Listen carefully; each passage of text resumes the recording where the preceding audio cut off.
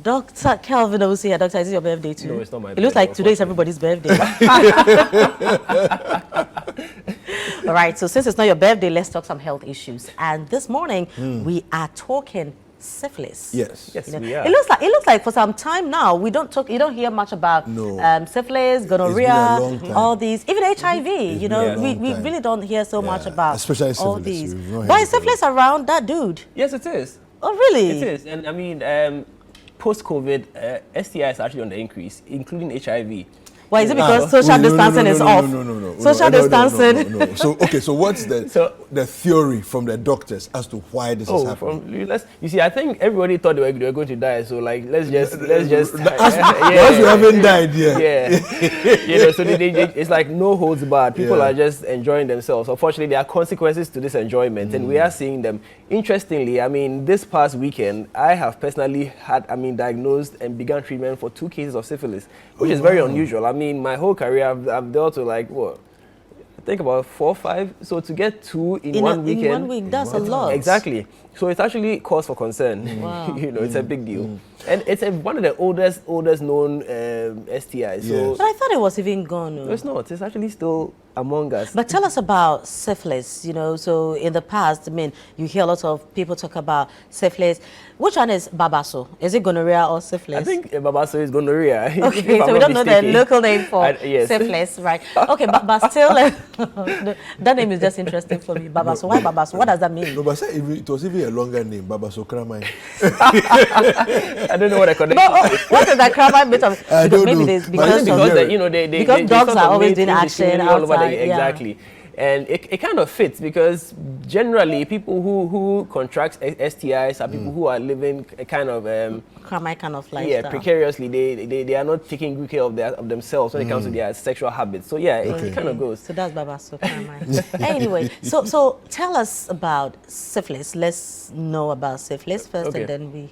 So it's a bacterial infection, and it's caused by a bacteria called Treponema pallidum. That's the full name. And it's an obligate parasite. Now, that's actually what makes syphilis interesting. It's an obligate parasite, meaning that it cannot survive outside the human host. Okay. You know, so it must literally move from one human to another human through intimate contact. You know, if air pass stop, cry to die.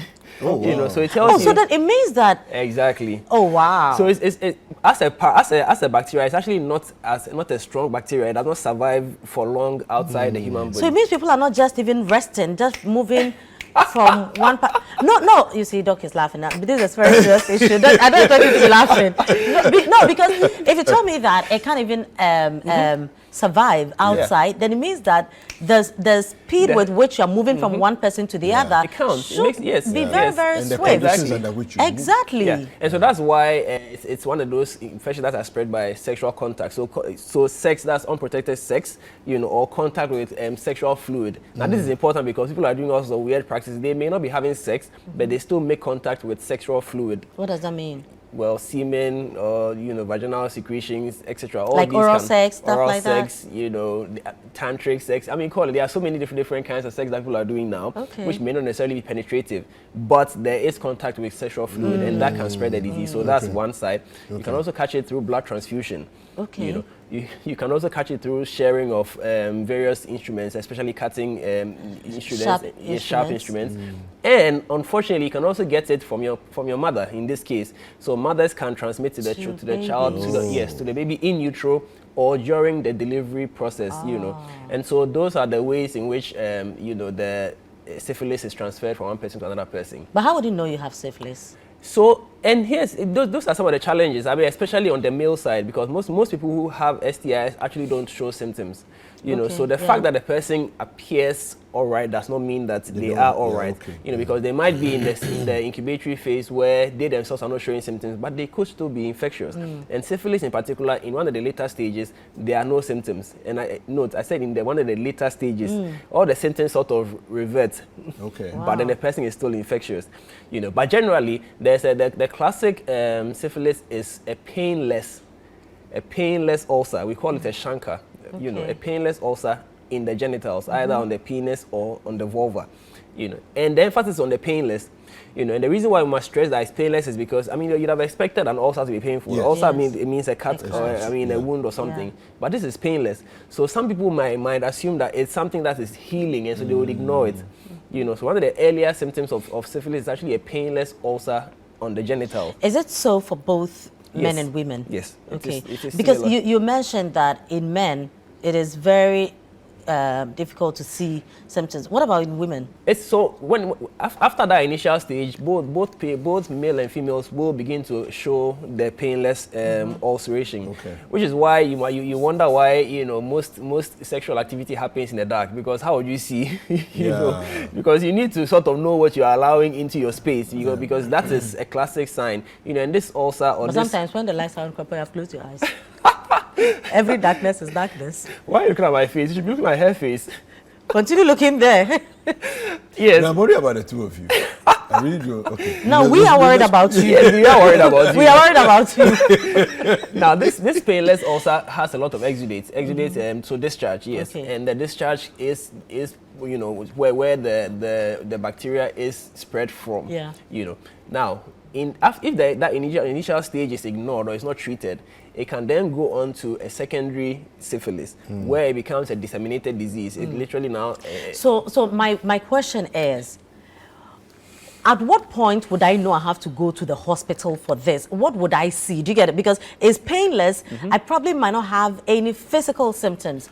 Well. So how? But it's a sore. Exactly. So I okay, think so that's you the get a first- sore. Once you are bathing, I mean, everybody, when you are bathing, you have to, you examine yourself yes. some way, somehow. And I mean, most guys would actually, you know, invest some time in making sure that everything down there is looking good, you know, or even when you are shaving. So if you notice that there's an ulceration or a rash or anything down there that shouldn't be there, you need to be concerned and go and find out what's going on, because the penis should not have any rash on it, especially the shaft.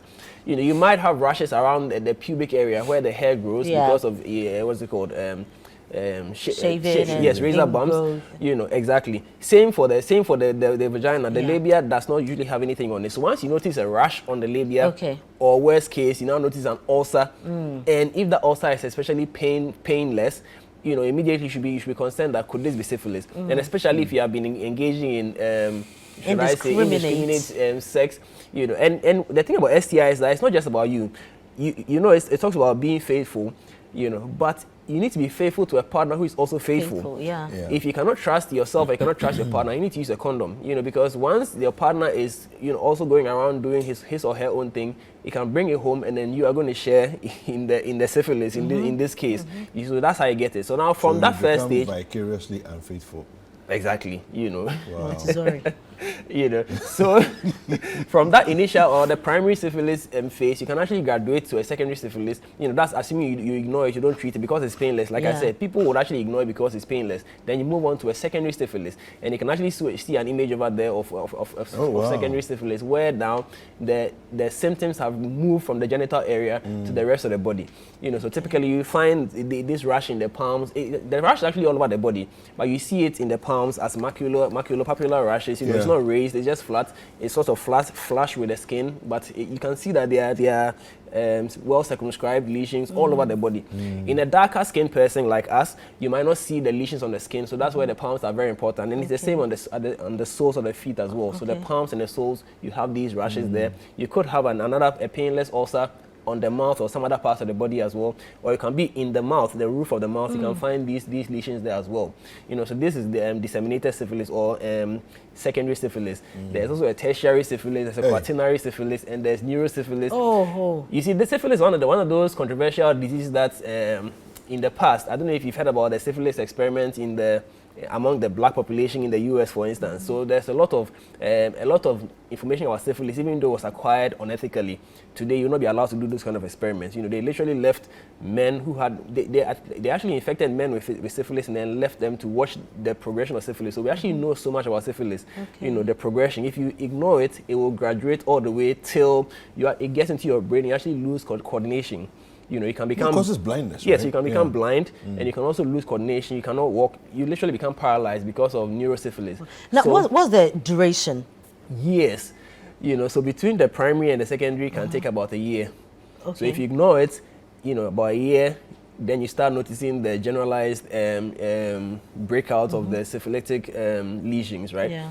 A few more years later, it can actually take up to decades for you to develop a neurosyphilis, But bottom line is, if you don't treat it, you will get there.